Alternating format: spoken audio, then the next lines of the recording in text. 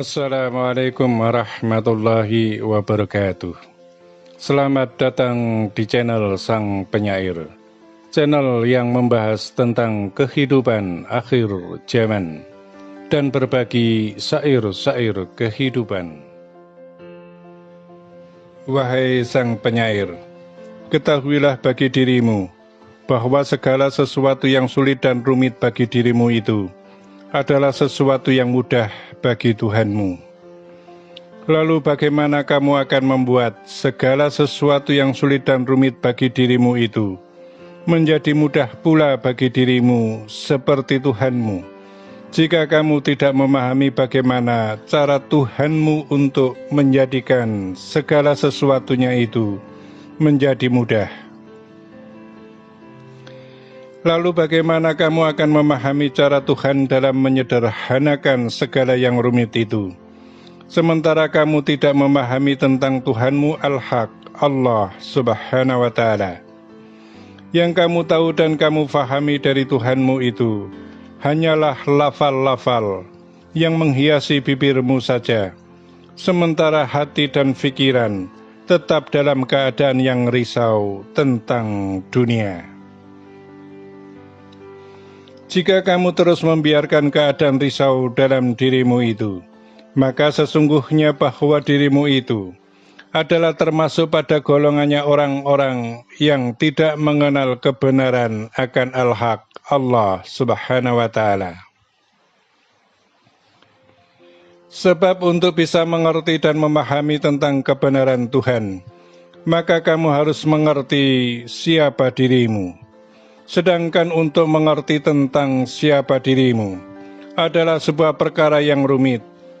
Jika kamu tidak bisa menyederhanakan yang rumit itu, maka tetaplah kamu akan memandang kepada Tuhanmu, Al-Haq, Allah Subhanahu wa Ta'ala, dengan segala kerumitan dan bukan dengan segala kemudahan. Jika semua itu yang terjadi, maka hidupmu itu dan seluruh hidupmu itu akan tetap menjadi sesuatu yang rumit.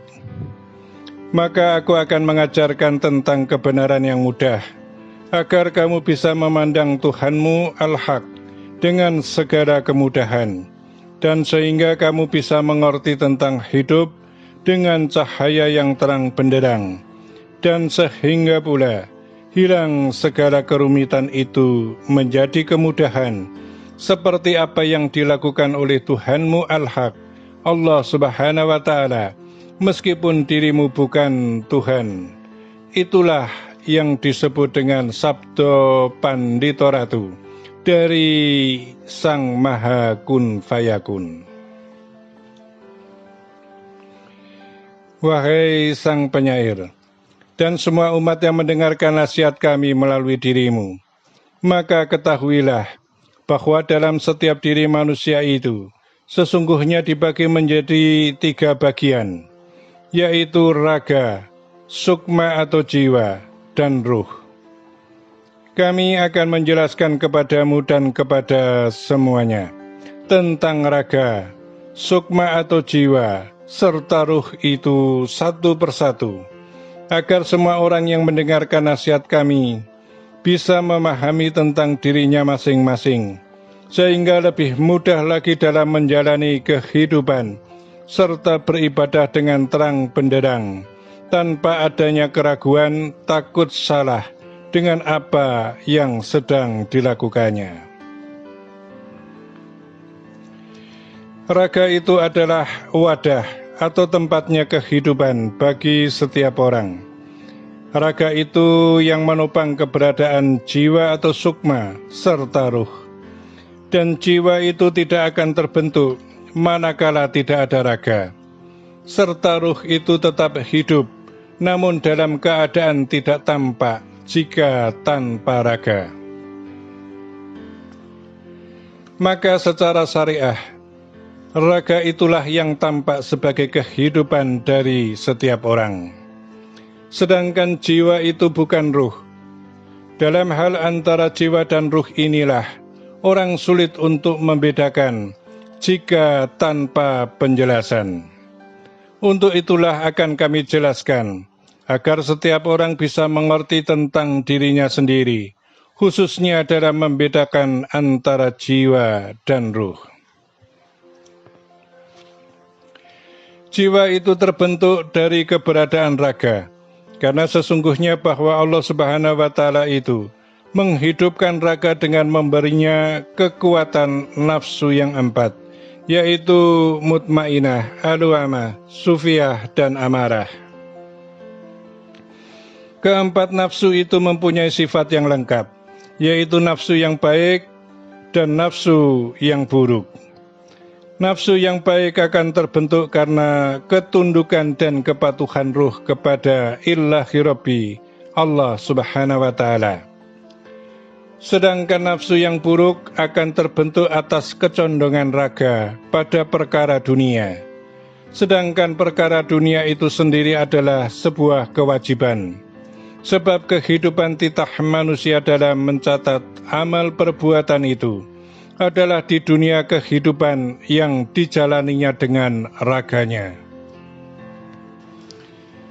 Maka jiwa yang dibagi dengan dua sifat itulah yang dilakukan oleh sang raga, yang kelak akan dipertanggungjawabkan sebagai catatan di hari pembalasan, di hari perhitungan, saat Allah Subhanahu wa Ta'ala meminta pertanggungjawaban atas perjalanan kehidupan di alam dunia.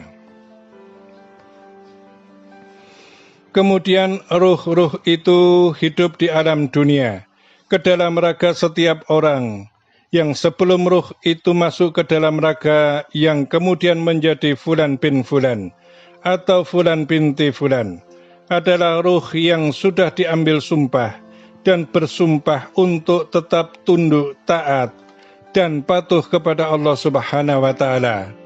Maka ruh itu akan selalu dalam keadaan benar dan baik, sebab ruh itulah yang menerima perintah langsung dari Allah Subhanahu wa Ta'ala. Namun setelah ruh itu masuk ke dalam raga, maka ruh akan mengikuti nasib dari raganya, yaitu apabila masuk ke dalam raga yang kemudian menjadi bagian dari golongannya orang-orang para pendosa, maka dalam hisab pun itu akan ikut sengsara dalam panasnya api neraka. Sedangkan ruh yang masuk dalam raga, yang terbentuk sebagai orang yang ahli ibadah dan taat kepada Allah Subhanahu wa Ta'ala, maka ruh itu akan menikmati indahnya surga. Maka dikatakan bahwa dalam diri setiap orang itu ada yang tidak ikut makan, tidak ikut tidur, tidak ikut minum, namun akan ikut menanggung segala perbuatan dari perbuatan sang raga, yaitu ruh. Sebab ketika datang hari kebangkitan, setelah datangnya kiamat, maka sesungguhnya bahwa setiap orang itu dibangkitkan oleh Allah Subhanahu wa Ta'ala dalam keadaan utuh, yaitu raga, sukma atau jiwa, serta ruhnya menjadi satu bagian yang disebut kebangkitan manusia. Demikian itulah penguraian diri dari setiap orang yang hidup di dunia. Lalu berkaitan dengan kerumitan dan kemudahan adalah perkara yang sederhana. Orang hidup itu dalam hidupnya akan dipenuhi dengan kebiasaan, karena kebiasaan itulah awal yang diajarkan kepada setiap orang, khususnya adalah pembentukan awal, dan yang membentuk itu adalah orang tua, keluarga, dan lingkungan. Jika ia terbentuk dalam lingkungan yang baik, maka akan menjadi baik. Jika terbentuk dari lingkungan yang buruk, maka ia akan menjadi bagian yang buruk. Maka teori kemudahannya adalah membaurkan diri dalam lingkungan yang baik, supaya menjadi baik dan bukan sebaliknya. Sedangkan kebiasaan itu hanya bisa dihindari manakala ia ingin berhenti dari kebiasaan yang sedang dijalaninya itu, yaitu dengan cara berpindah lingkungan ke dalam lingkungan yang sedang diinginkan, baik itu lingkungan yang baik maupun lingkungan yang buruk. Dan yang dimaksud daripada lingkungan itu adalah bukan tempat ia tinggal dalam menjalani hidup, namun keadaan yang disebut dengan sistem pergaulan. Jika setiap orang sudah bisa membedakan dan menguraikan tentang 3 hal penting dalam dirinya, yaitu raga, sukma atau jiwa, serta ruh, maka tentu saja bahwa segala persoalan, serumit apapun, akan menjadi mudah. Sebab Allah Subhanahu wa Ta'ala itu memudahkan semua urusan. Jika kemudian menjadi rumit, itu tentu karena pengaruh jiwa kepada raga, yang kemudian membuat terjadinya penyimpangan. Seperti kami contohkan dalam sebuah percontohan, orang ingin membeli mobil, tapi uangnya kurang. Jiwa akan mendorong untuk tetap membeli dengan mencari tambahan dengan segala cara. Namun ruh tetap akan mengingatkan, janganlah kamu melakukan sesuatu yang dirimu belum mampu. Hanya tinggal bisikan mana yang kemudian akan diikuti oleh sang raga. Maka ingatlah bagi semuanya, bahwa Rasulullah pernah berkata dalam hadisnya, bahwa surga itu dibentengi dengan segala yang menyusahkan, sedangkan neraka itu dibentengi dengan segala yang menyenangkan. Jika kemudian orang-orang menjadi taat kepada Allah Subhanahu wa Ta'ala dan merasa susah, sesungguhnya hal itu adalah rasa di awal saja. Sebab jika iman telah terpenuhi, maka kesengsaraan yang orang pandang pada perjalanan hidup kita itu adalah sebuah kebahagiaan yang dibentuk oleh Allah Subhanahu wa Ta'ala, yang tidak dimengerti oleh siapapun kecuali yang mengalaminya dan yang menjalaninya saja. Jika orang sudah mencapai derajat yang seperti itu, maka tiada perkara yang rumit. Sebab Allah Subhanahu wa Ta'ala telah menjadikan kemudahan-kemudahan bagi orang-orang yang beriman. Wahai sang penyair, dan semua umat yang mendengarkan nasihat kami melalui dirimu ini, maka ketahuilah bahwa segala yang kami sampaikan dalam konten ini semoga tidak dipandang sebagai sesuatu yang rumit. Sebab apa yang kami sampaikan ini adalah bagian dari kulit luarnya Imam Al-Mahdi dalam menjelaskan tentang ilmu. Sedangkan ia, Imam Al-Mahdi, pada waktunya akan Allah sempurnakan dalam waktu 1 malam, yang disebut dengan diislahkan dalam 1 malam yang putih. Setelah daripada peristiwa tersebut, yaitu peristiwa islah dalam 1 malam tersebut, maka Imam Al-Mahdi itu yang disebut sebagai tangan Tuhan di muka bumi. Maka sabda kun fayakunya Allah Subhanahu wa Ta'ala akan menjadi sabda pandito ratunya Imam Al-Mahdi.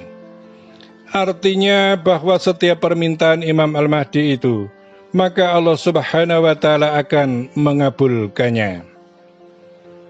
Wahai sang penyair, pelajarilah setiap detail dari kalimat ini agar bisa menemukan satu pintu yang cepat menuju kepada Sang Ilahi Rabbi Allah Subhanahu wa Ta'ala, dan menutup satu pintu kesalahan terbesar dalam hidup, yaitu pintu masuknya setan dan iblis, yaitu kesombongan yang halus.